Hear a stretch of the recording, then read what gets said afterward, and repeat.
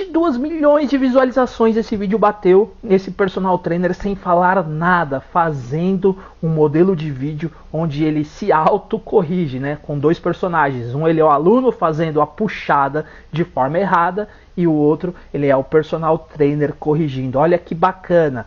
Esse vídeo ele serve para você que não gosta de falar, que não gosta de... não sabe falar, não tem um roteiro, você mesmo pode gravar aí na sua academia. Compra um tripé, deixa o tripé aí, você fazendo o exercício de forma errada, e depois você troca a camiseta e você mesmo se corrige. E aí, o que você acha de fazer esse vídeo para divulgar a sua consultoria online?